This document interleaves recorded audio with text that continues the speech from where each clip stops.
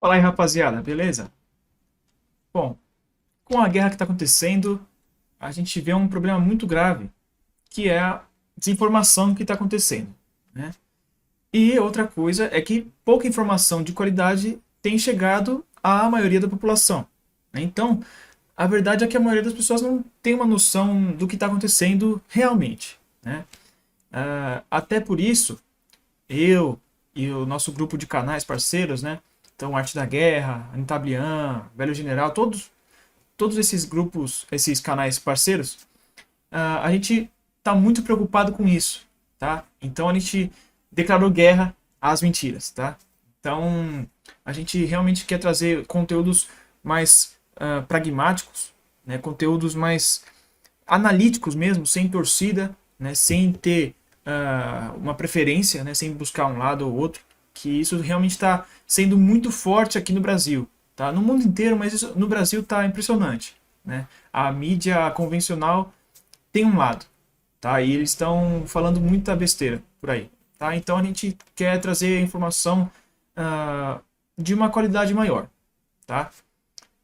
Mas eu resolvi trazer esse vídeo justamente para quem gosta desses assuntos mais militares, né? Uma coisa um pouco mais técnica, para entender um pouco melhor o que está acontecendo. Claro que isso é a minha opinião, tá? Os fatos que eu vou falar aqui são os pontos que eu levantei, tá? Então é a minha opinião. Mas elas são embasadas em muitas coisas que eu já vou explicar como a gente faz para conseguir isso, tá? Porque eu vou dar um exemplo, né? Eu vou colocar alguns mapas que eu recebi aqui. Alguns são de russos, outros são britânicos, outros são por aí vai, né? Tem várias fontes. Só que cada um, né, procura puxar a sardinha para o seu lado, né? Vamos ser sinceros. Então, como que a gente faz? Baseado nesses mapas, a gente faz o cruzamento de dados, né? E aí a gente vai entendendo um pouco, será que eles estão aqui ou eles estão aqui? Um lado fala que eles estão aqui, outro fala que eles estão aqui. Então a gente tenta achar o meio termo, né? Onde a maioria dos mapas está falando que ele que está de uma forma, a gente entende que é mais provável que seja daquela forma. E também vem muitas fontes para a gente de informação, falando, tá tendo conflito, tá tendo confronto, aliás, batalhas em tal ponto. Então, logo, dá para entender que o atacante está nessa posição aqui, né? Então, a gente vai cruzando várias informações para chegar a um entendimento. Então, mais uma vez, tudo isso que eu vou falar aqui são as minhas opiniões, né, são os meus levantamentos com base nas informações que eu tenho, que não são poucas, mas não são todas do mundo, né? Então você se sinta livre para concordar ou não com o que eu vou falar aqui. Mas então eu trouxe aqui hoje uma análise de qual estratégia está sendo usada pela Rússia, né? Como a Rússia está agindo na Ucrânia, tá? Então majoritariamente é no aspecto do plano estratégico, na verdade, mas tem alguns pontos que eu vou falar aqui do plano tático, né? E algumas coisas acabam entrando em outros aspectos também, tá? Então geográficos e psicossociais, culturais, etc. Tá? Mas então é isso. Mas antes de começar o vídeo, eu tenho dois recadinhos rápidos aqui. O primeiro é que se você ou sua empresa, né, estiver precisando ali de uma contra-inteligência, né, na sua empresa, né, então controle de acesso, backup, criptografia, qualquer medida para evitar roubo de dados, né, data leak, essas coisas, eu tenho um amigo que pode te ajudar, né? Meu amigo Sérgio pediu para eu divulgar que ele tem uma empresa, na verdade, chamada Antivírus Sampa, né, que ela pode te ajudar com isso. Então eu vou deixar aqui na descrição e aqui embaixo também o site deles, que é o www.antivirus.sampa.br, e quem tiver interesse, entra lá, né, entre em contato para ter mais informações. E o segundo ponto é que essa semana eu fiz uma pergunta para vocês, né, lá na guia da comunidade, do que vocês achavam, né, de eu disponibilizar formas de vocês contribuírem com o canal, né, porque eu já estava recebendo vários pedidos aí, né, de formas para vocês poderem me ajudar, né, contribuir com o canal. Então, como as respostas foram positivas, eu a partir de agora vou disponibilizar um Pix para o canal, tá? Então, a partir desse vídeo eu vou colocar aqui embaixo, né? Eu vou colocar aqui na tela agora também para vocês verem. Mas quem tivesse interesse, né? Claro que é uma coisa para quem quiser, quem puder, quem tiver vontade, né? Qualquer valor também, não importa. A chave Pix vai ser o e-mail do canal, que é canalvisalestrategica@gmail.com, ou seja, tudo minúsculo, sem acentos, claro, e sem ponto, é tudo junto, tá? Então é isso, gente. Quem tiver vontade de ajudar, vai ser muito bem-vindo, porque eu confesso que vai me ajudar bastante, tá? Então, sem mais delongas, vamos pro vídeo de hoje. Antes de qualquer coisa, eu já vou adiantar que esse vídeo vai ficar um pouco longo, porque a gente tem bastante coisa para ver. Antes de a gente começar a falar sobre a atualidade, né, o que está acontecendo agora, a gente tem que entender o que aconteceu antes, né? Nada acontece de uma hora para outra, né? Nada acontece por acaso, né?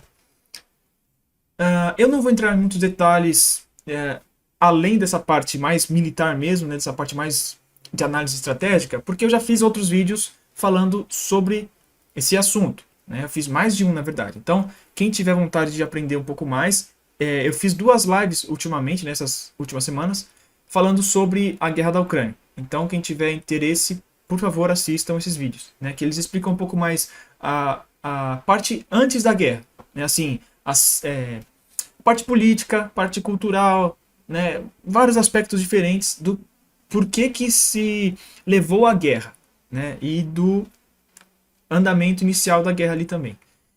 Então, o de hoje eu vou ser mais direto ao ponto mesmo, tá? Então, se esse é o primeiro vídeo que você está vendo, assista aos outros também, por favor.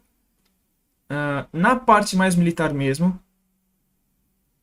quem acompanha o canal há um tempo já, vai lembrar que desde o ano passado, a Ucrânia tem recebido muitas armas do Ocidente, OTAN. Principalmente dos britânicos e dos americanos, tá? E o que acontece? Para que eles faziam isso?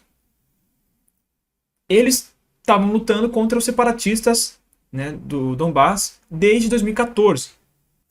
A Rússia alegava já que eles queriam fazer uma grande operação contra os separatistas, e isso foi, entre aspas, comprovado, né? Não dá para comprovar 100%, ainda mais agora, que tudo pode ser fake news, mas parece que realmente estava planejado para acontecer em março agora uma grande operação contra os separatistas, provavelmente para acabar com esse separatismo e reaver a integridade territorial inteira da Ucrânia. Então, os russos sabiam que isso era uma ameaça para os seus parceiros rebeldes ali, né? Que, se a gente for pensar, para quem ainda não sabe, essas províncias rebeldes são, a população daquelas regiões são russos também. Apesar de serem nascidos ucranianos, eles são etnicamente, culturalmente e muito mais coisas, eles são russos, tá? Então, até um ponto importante a gente ressaltar que tem a ver com a guerra, que uma grande parte da Ucrânia é de pessoas russas. A população é russa, tá? Até por isso que se levou o golpe de Estado que originou a guerra civil ucraniana. Porque metade do país é ucraniano mesmo e a outra metade é de russos. Então, a sociedade está bem dividida nesse sentido. A Rússia, vendo que essa operação poderia acontecer, ela precisava agir também. Isso é só um dos fatores e nem é um dos principais, mas nesse aspecto militar a gente tem que colocar que também é relevante, tá?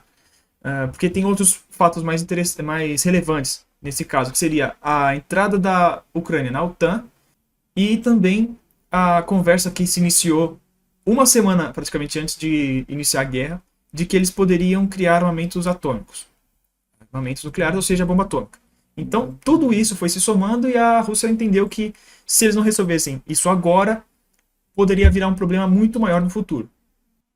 Tendo em vista isso e o escalonamento das tensões, eles foram movimentando tropas para a fronteira e para a Bielorrússia por um bom tempo. Ficaram, acho que 3 meses fazendo isso, né? Então, apesar do Ocidente ficar, eles vão invadir agora, ficar 3 meses esperando, né?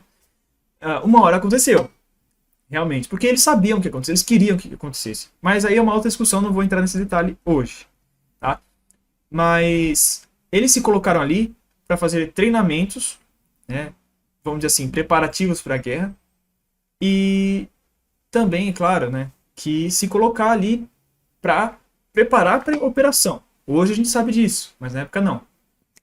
Tanto que eles ficaram um bom tempo ali, porque nenhum planejamento sério, na verdade, né? Mas nenhum planejamento militar, ainda mais numa operação dessa magnitude, ela acontece de uma hora para outra. Tá? Por isso que ela foi feita até que demorou um tempinho ali, né?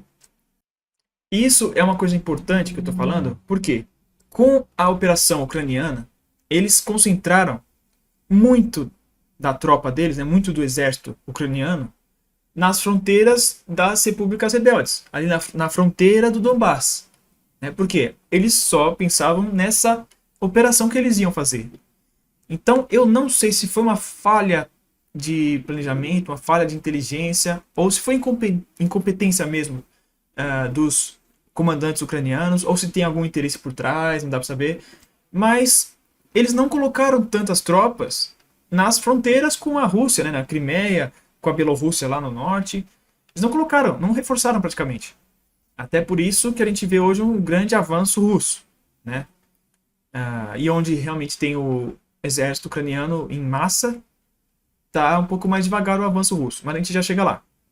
Mas então, esse ponto é importante, porque acontece, o caminho ficou livre nessas outras regiões para os russos avançarem, tá? Isso é um ponto que a gente tem que prestar atenção, porque isso tem um outro efeito que eu já vou comentar também.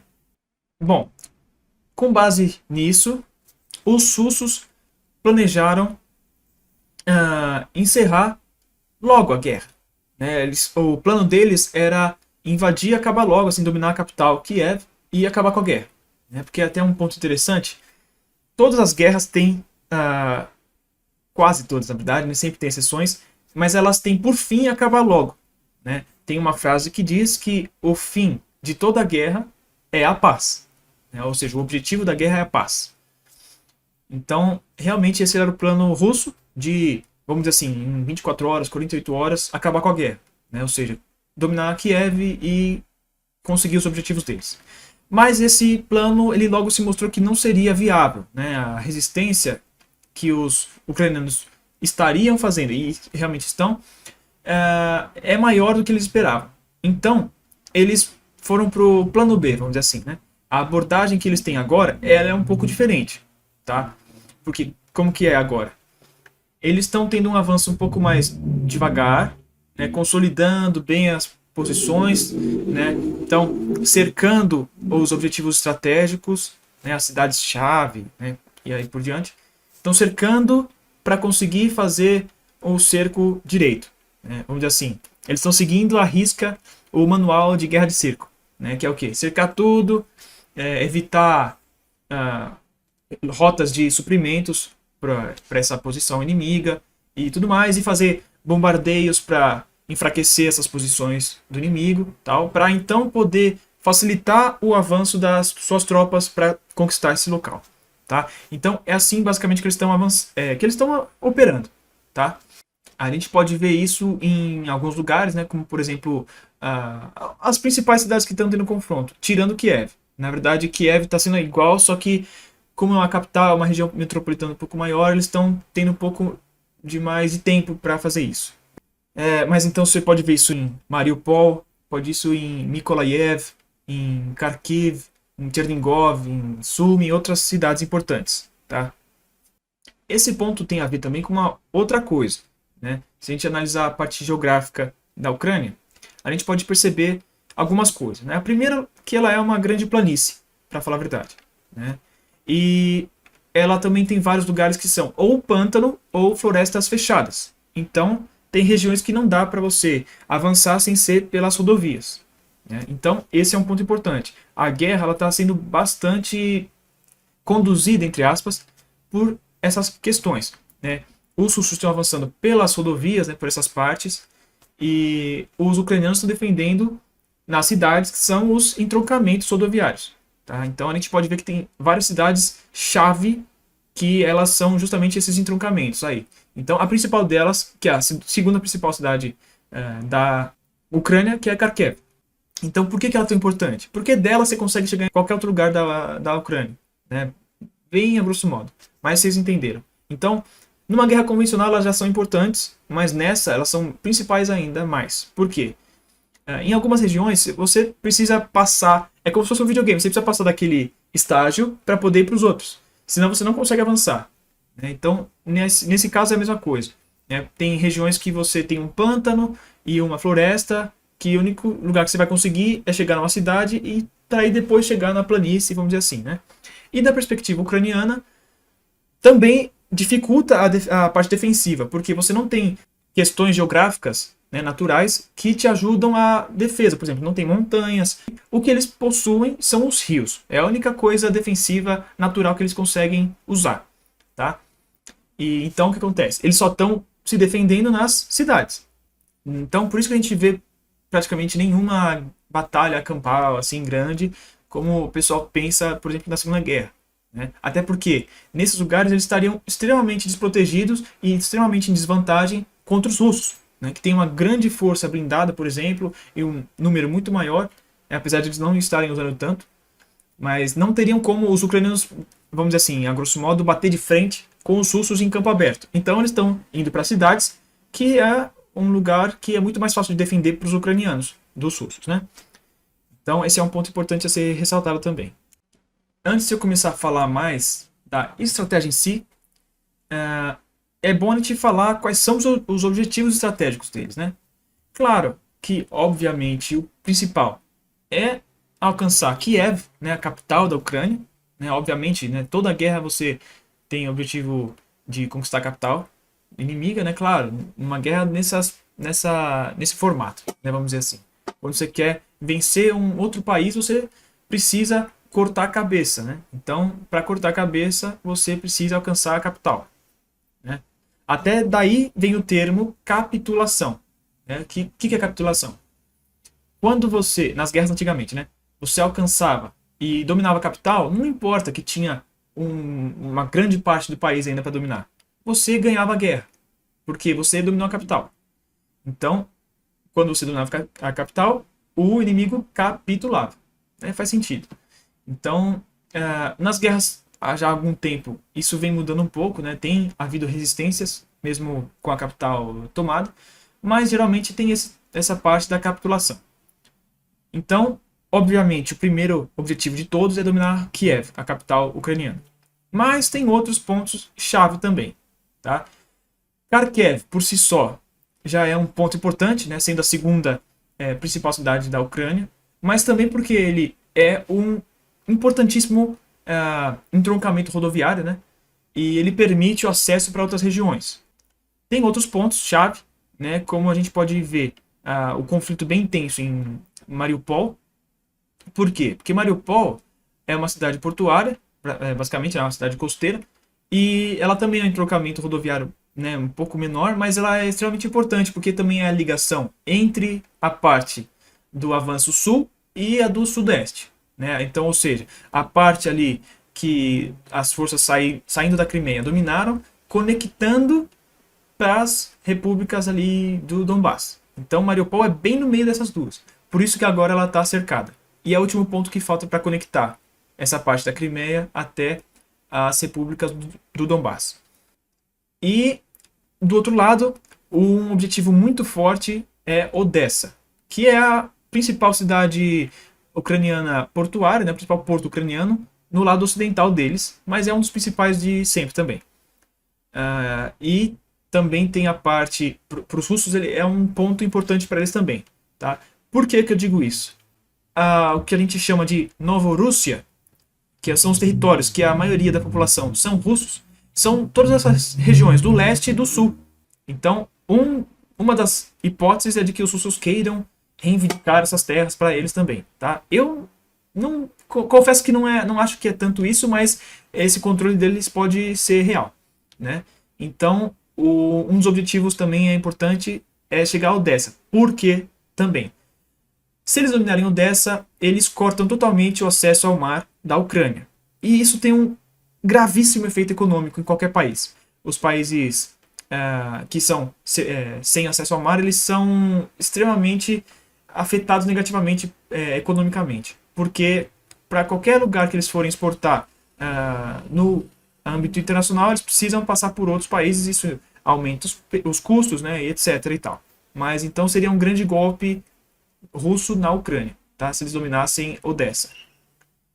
Então, tem outros objetivos já secundários, né, como a cidade de Simi e Chernigov e outras assim, né, que também são grandes cidades importantes, que também elas impedem o avanço russo. Então, dominar elas é uma chave para poder avançar.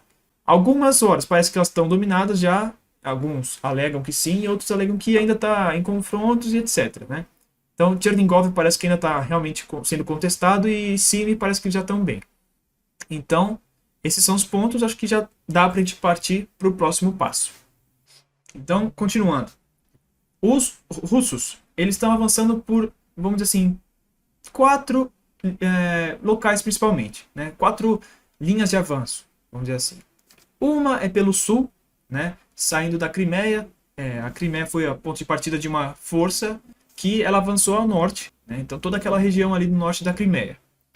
Uma outra foi, na verdade são as tropas separatistas, né? Tanto de Lugansk quanto de Donetsk, mas também tem russos que estão ajudando ali. Então eles estão partindo daquela região, vamos dizer assim, do sudeste, em direção tanto a oeste quanto a noroeste. Outra é do nordeste da Ucrânia, em direção ali também a sudoeste.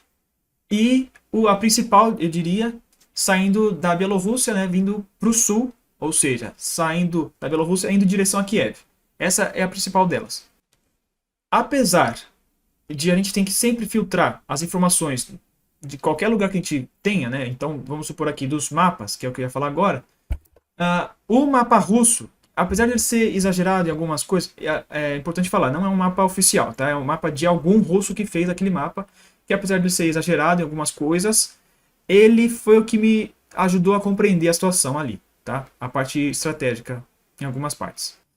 Claro, não aceitem como uma verdade absoluta isso aqui, né, que a gente está vendo, mas eles ajudaram a entender umas coisas.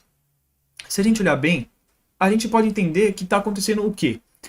As tropas russas, elas estão fazendo um duplo cercamento, né, um duplo envolvimento, que nada mais é do que cercar pelos lados o exército ucraniano, aquele grosso que eu tinha falado, que estava na fronteira do Donbass, né, que estava ali contra os separatistas. Aquele grosso estava ali se preparando para lutar na direção dessas repúblicas, né? Tanto de Donetsk quanto de Lugansk. Então, quando chegaram tropas pegando eles de surpresa, tanto ali mais pelo norte quanto pelo sul, ali saindo da Crimeia, eles foram pegos de surpresa, né? Eles foram pegos pelos flancos, ou seja, pelas laterais deles. E essas tropas têm a intenção de cercar eles completamente. Então, eles têm um dos planos, na minha opinião, tá? Claro que a gente não vai ver isso em nenhum lugar oficialmente, mas até com base em alguns desses mapas e alguns avanços que estão sendo feitos, me parece que eles querem fazer um avanço conjunto para fechar esse exército aí. E por que eles fariam isso? É claro que você quer cercar o inimigo para atacar de todos os lados, mas não seria esse o motivo, na minha opinião. Se a gente lembrar, na Segunda Guerra, os alemães chegaram a fazer isso também na batalha que ficou famosa, que é a Batalha de Dunkerque. Eles cercaram mais de 800 mil britânicos e franceses e eles acabaram não conseguindo tirar proveito disso porque os britânicos conseguiram fugir. Mas então, por que eles fariam isso, os russos? Eles conseguem usar isso como uma moeda de troca, né? Uma parte da negociação. Né? Porque eles falam, ó, se vocês não aceitarem isso que a gente está falando, a gente pode matar todos esses caras, a gente pode fazer isso, aquilo, né?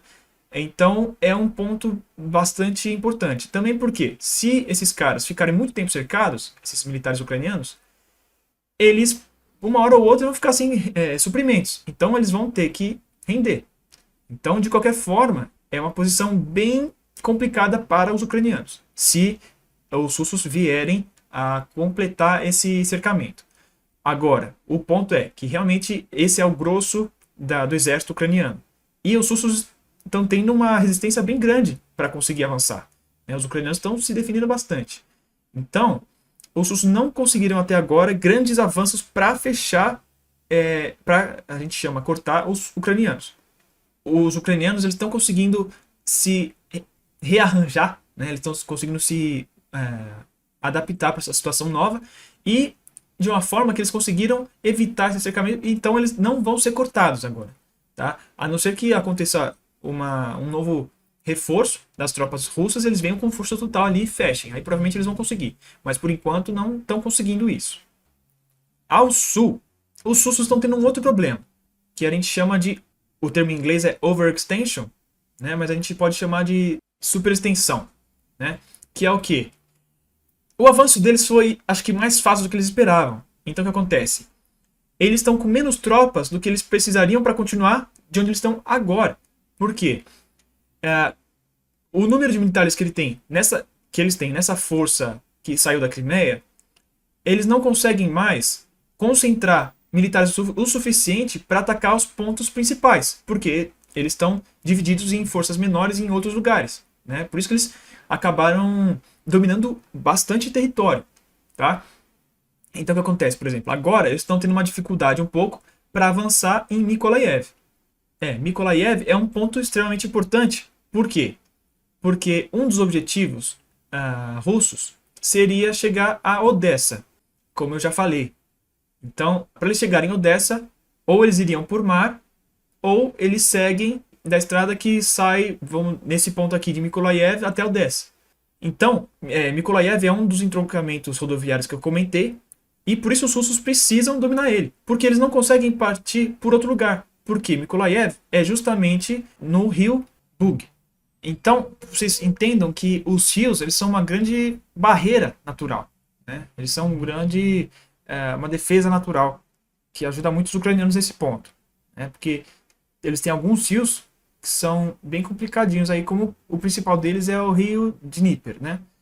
Que em alguns pontos ele é bem largo, ele é bem grande, então complica a passagem aí, né? E outra, a operação, como eu já disse em outros vídeos, a operação anfíbia é uma das mais arriscadas que tem, né? E mesmo que ela não for anfíbia, para estabelecer pontes, tem todo um trabalho de engenharia aí que é complicado, e mesmo assim é bem arriscado também.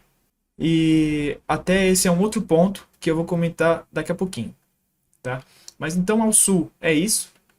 O outro ponto importante que a gente vê um avanço é aquele que eu falei, saindo do Nordeste, que eles têm conseguido bastante avanço. E de que forma que acontece? Eles estão indo para o lado oriental de Kiev. Porque o avanço principal, né, que veio do norte, lá da Bielorrússia, para Kiev, ele está no lado ocidental de Kiev. Então ele está cercando todas as cidades da periferia de Kiev para cercar Kiev totalmente. E eles ainda não avançaram totalmente ali, não cercaram totalmente Kiev, porque além da resistência ter sido grande, eles estão deixando uma válvula de escape ali também para a população civil poder sair. Mas isso é uma coisa contestável também, tá? Mas então, o avanço do outro lado, ali do Nordeste, está chegando bem perto de Kiev agora, de forma que eles daqui a pouco vão se encontrar e fechar o cerco a Kiev. Tá? Aí vai começar um bombardeio de verdade. Tá? Então, se vocês estão impressionados com o que está acontecendo agora em Kiev, vai ficar muito pior daqui a pouco. Ainda mais porque hoje eu recebi informações de que parece que a terceira onda já está vindo aí. Por que isso? Como eu acho que eu já encerrei aqui, eu vou passar para o próximo ponto. Os russos, eles estão tentando evitar o máximo possível perdas. Perdas russas, perdas civis e perdas também de militares ucranianos. Tá? Dos militares. Então, eles estão indo meio assim se controlando, eles não estão com força total e essas coisas. Então, o que acontece? Nos primeiros 2 dias da guerra, da invasão, eles usaram uma força-tarefa, né, que é a força Z. Eu não lembro agora o significado do Z, mas é para identificar a primeira força-tarefa. Tá? Já no terceiro dia, eles colocaram a segunda onda, que eu comentei aqui, né, de onda. Eles mandaram a segunda onda, que é a força V. Tá? Então, quando você vê lá as fotos, os vídeos, o Z ou o V, é por causa disso. Porque o Z é da primeira força que avançou, o V é da segunda força. E parece que agora tá para os próximos dias começar a força O. Tá? Esse eu ainda não tenho certeza absoluta, tá? Posso estar enganado nesse ponto que eu estou falando agora, mas é o que me parece, tá? Eu recebi hoje essa informação, preciso confirmar. Então, se vocês verem nos próximos dias, é porque eu estava certo. Mas então, me parece que é isso, eles estão indo em ondas avançando. Tá? Então, até por isso, a gente pode ver que em alguns outros pontos eles possam receber reforços aí, para conseguir conquistar seus objetivos. Agora, ainda tem um pontinho estratégico aí, mas a gente já está indo mais para o plano tático, tá? Vou fazer algumas considerações, tá? Para, acho que, agregar o entendimento dessa situação, tá? Como eu disse, os russos eles querem diminuir ao máximo os danos colaterais da guerra, tá? E também as perdas militares, né? Tanto russas quanto dos militares ucranianos, isso é importante frisar, porque uma grande parte do exército ucraniano não é composta pelos militares das Forças Armadas apenas, né? Tem um grande número de milícias nacionais daquele país, né? E agora também de voluntários estrangeiros. E isso tem um grande impacto, tá? Em vários aspectos. Mas então os russos não estão nem aí para os milicianos, pelo contrário, até em alguns aspectos, em alguns casos. Mas eles se importam com os militares ucranianos. Então, até tem havido uma grande cordialidade, vamos dizer assim, entre de um lado para o outro, né? Todos os que têm se rendido para o outro lado têm sido até que bem tratados, com exceção de quando os russos são capturados pelos milicianos e, em caso especial, pelas milícias neonazistas, tá? Porque, infelizmente, uma grande parte das milícias que ajudam na defesa ucraniana são milícias neonazistas, tá?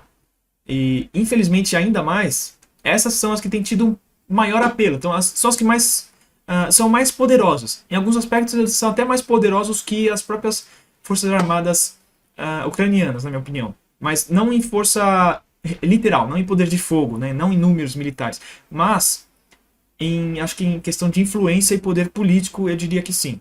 Tá? Isso também não quer dizer que os políticos ucranianos são neonazistas, tá? Eu só digo que eles têm uma influência grande, essas milícias neonazistas, tá? Infelizmente. Mas existem outras também. Existem milícias nacionalistas, milícias comunistas, milícias anarquistas, etc.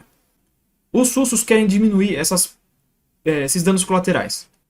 Por isso eles estão evitando grandes ofensivas ainda, e principalmente nas operações que já são mais arriscadas mesmo, como por exemplo, as operações anfíbias, como eu já falei, e as aerotransportadas. Né? São duas operações que são extremamente arriscadas, e por isso que eles estão evitando. Aerotransportadas, eles já fizeram algumas pontuais, mas eles estão com muito cuidado para fazer elas. Né? Como, por exemplo, a primeira que eu vi, não sei se foi a primeira exatamente, mas foi uma das primeiras, foi para dominar um aeroporto bem perto de Kiev, tá? Que por um momento inicial ela funcionou bem, eles conseguiram dominar, mas quando houve a contraofensiva ucraniana, parece que eles sofreram baixas pesadíssimas. Então eu não tenho certeza absoluta disso, a gente não teve confirmação, mas é o que realmente parece.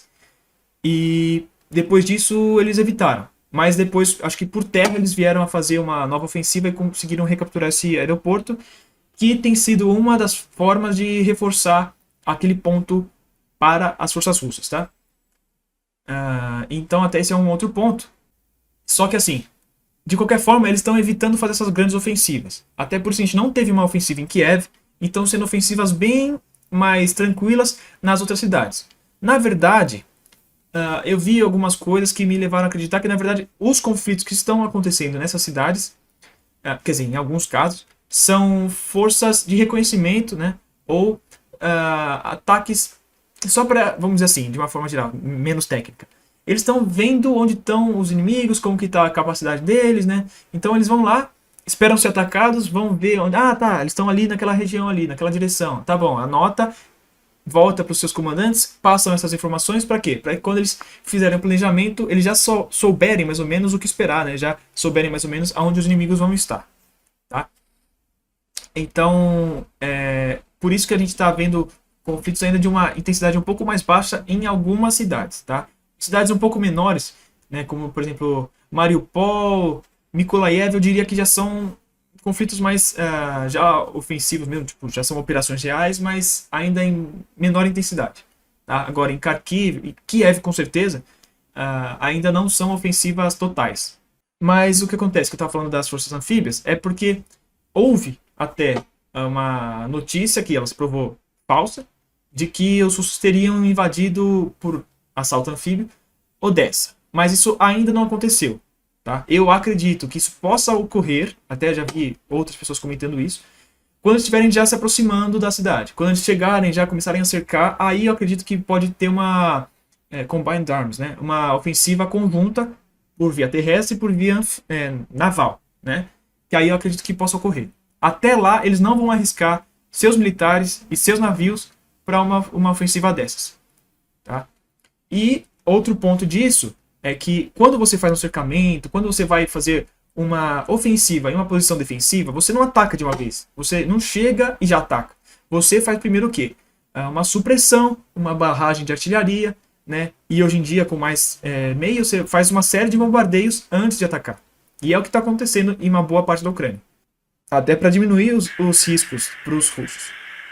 Eles estão bombardeando pesado infraestruturas militares, posições inimigas de uma forma geral, né? E estão tentando eliminar o máximo possível de veículos inimigos, né? Vamos dizer assim. Por isso que a gente está tendo tantos bombardeios russos. Tá? Acho importante destacar isso também.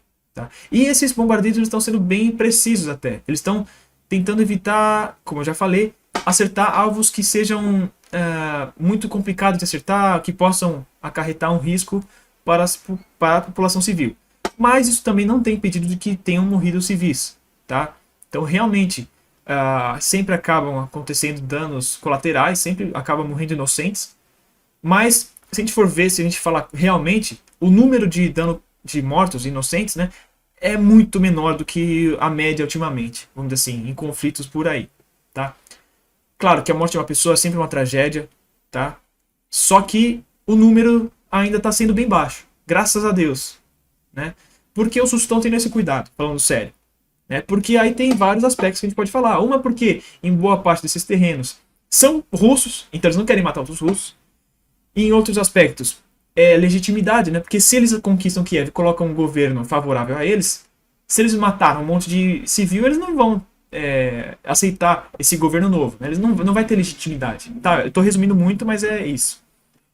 Então, eles estão tentando evitar isso justamente para que seja um governo novo que tenha uma maior legitimidade. E tem vários outros aspectos que eu já comentei em outros vídeos também, mas não é na conversa de hoje também, então eu vou parar por aqui.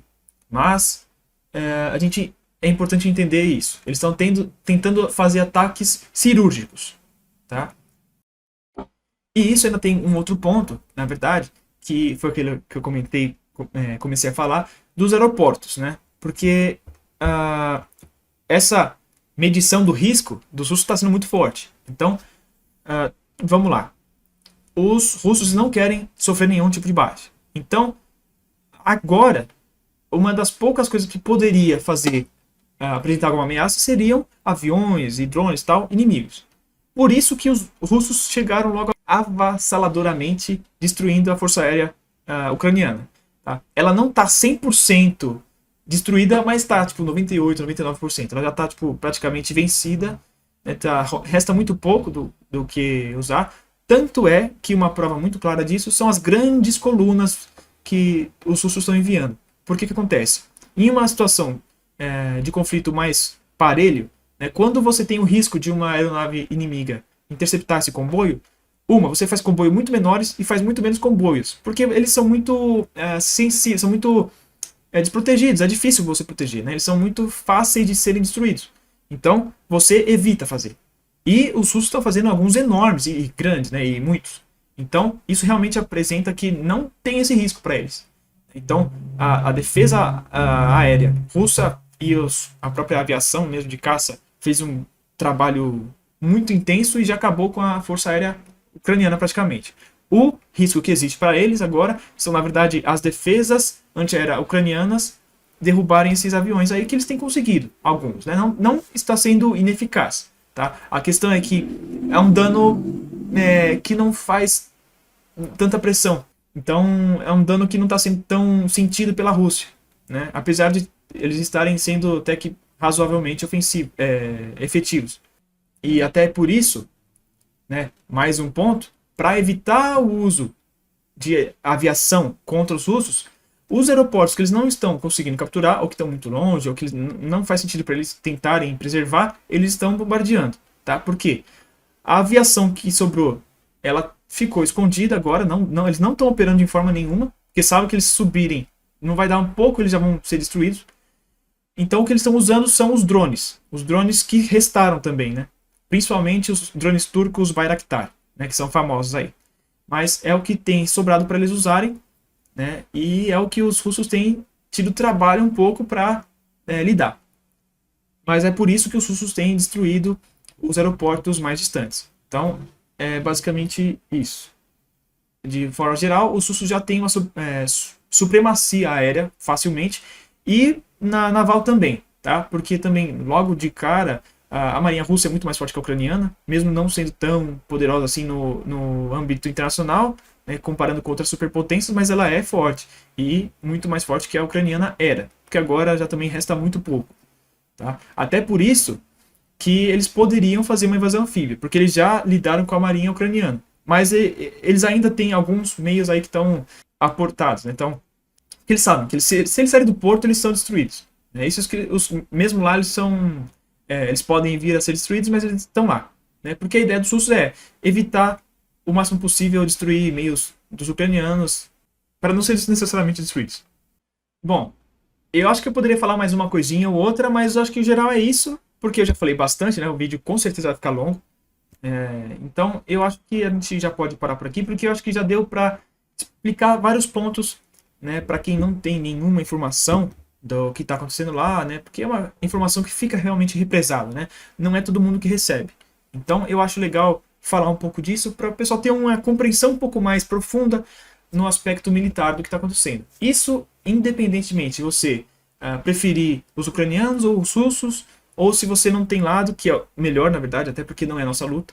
Então, essa análise que eu fiz, ela foi totalmente buscando ser analítica 100%, né, sem ter torcida. Né, eu não tenho lados, apesar de eu concordar em alguns pontos com um, ter outros pontos do outro, mas eu não tenho lados aqui.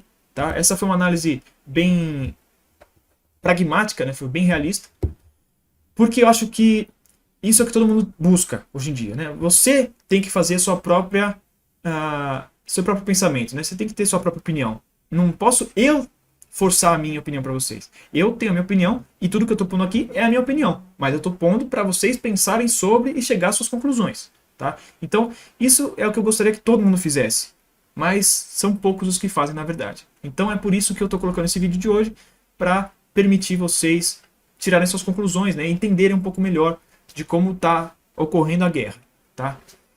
Então, vou parar por aqui, né, mas esse foi o vídeo de hoje. Espero que tenha sido claro, né, que tenha contribuído bastante, né, com vocês, para vocês terem esse entendimento. Então, espero que tenham gostado das informações que eu trouxe. Né? Claro, sintam-se livres para concordar ou discordar, eu só peço que respeitem. Né? Apesar de vocês geralmente respeitarem bastante tudo que eu coloco aqui, né? Não tive problemas ainda com vocês, mas eu peço também para, caso ocorram discussões aqui no chat, aliás, nos comentários, que sejam sempre respeitosos. Eu sempre vou permitir concordâncias e discordâncias, desde que sejam respeitosas, tá? Então, mais uma vez, encerro por aqui, né? Esse foi o vídeo de hoje. Mais uma vez, espero que tenha sido bom para vocês. E então, se foi um vídeo bom, se você gosta desses assuntos, né, de geopolítica, de relações internacionais, de história militar, né, se inscreve no canal, se você gosta desses conteúdos, né, ativa o sininho para não perder nenhum vídeo, curte o vídeo se você gostou, se você acha que mais pessoas merecem ver, porque o YouTube entende que esse é um vídeo com conteúdo bom e vai mandar para mais pessoas. Qualquer comentário, qualquer crítica, sugestão, qualquer informação a mais, deixa aqui nos comentários, por favor. E o principal de todos, compartilhe esse vídeo com seus amigos, com sua família, com quem você acha que gosta desses assuntos, ou com quem você acha que vai agregar alguma coisa, quem vai aprender alguma coisa. Né? Isso para mim é o mais importante, tá? Porque até hoje eu não ganho nenhum centavo com isso aqui que eu faço, é justamente para contribuir com a sociedade, para ter uma sociedade que pensa um pouco mais e fala um pouco menos. Porque a gente vê muita coisa saindo aí que era melhor nem ter visto. Né? Então, Bom, sem mais delongas, esse foi o vídeo de hoje e até o próximo vídeo, pessoal.